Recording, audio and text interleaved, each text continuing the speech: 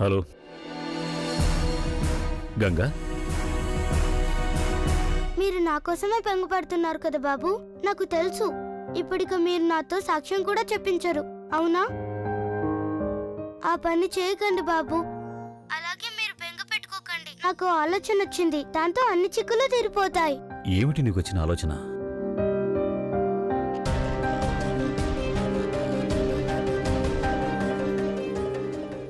బాగుంది కదా బాబు, ఇప్పుడిక దేనికి భయపడక్కర్లేదు. అలాగే గంగా, నీ ఐడియా నిజంగానే చాలా బాగుంది. Thank you Ganga.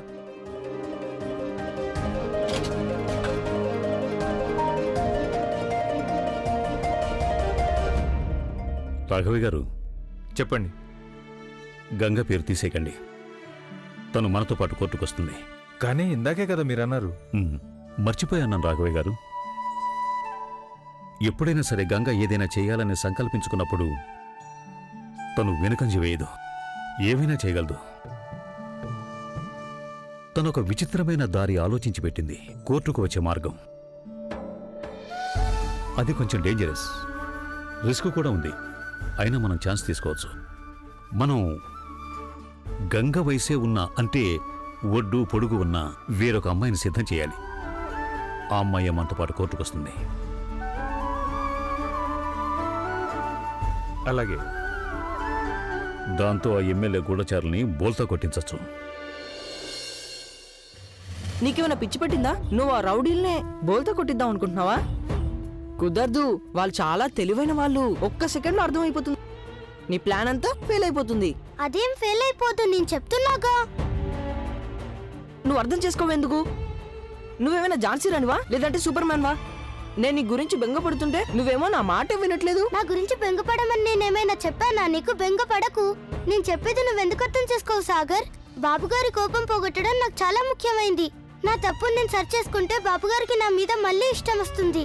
నువ్వు నాన్నగారిని సంతోష పెట్టడానికి ఎంత రిస్క్ అయినా తీసుకుంటావా? బాబుగారి కోసం నేనేం చేయడానికైనా సిద్ధం. అందుకే నన్ను భయపెట్టడానికి ప్రయత్నించడం మానేయ్. నేను నీలాగా పిరికి పందని అనుకున్నావా? నేను పిరికివాని కాదు, అర్థమైందా? వెళ్ళు, ఏం చేసుకోవాలనుకుంటావో చేసుకో. నేను నీకు అసలు కొంచెం కూడా అడ్డురాను.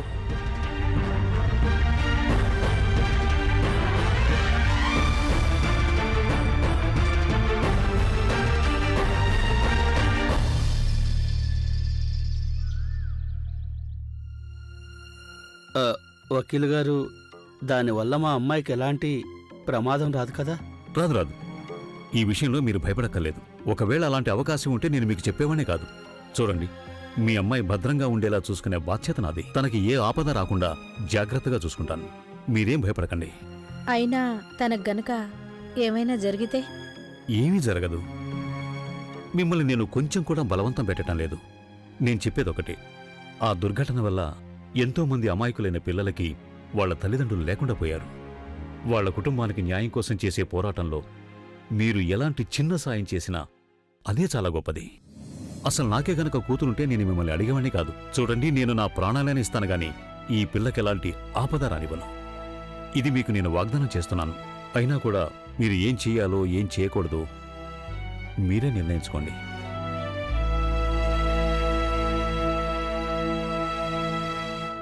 సరే వకీల్ గారు, మేము సాయం చేయడం వల్ల ఎవరికైనా న్యాయం జరుగుతుందంటే, ఎవరికైనా మేలు జరుగుతుందంటే దానికి మేము ఒప్పుకుంటున్నాం.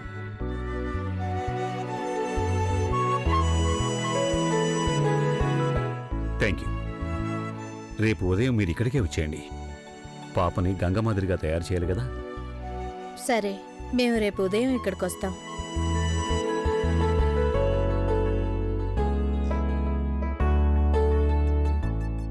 రాఘవయ్య గారు,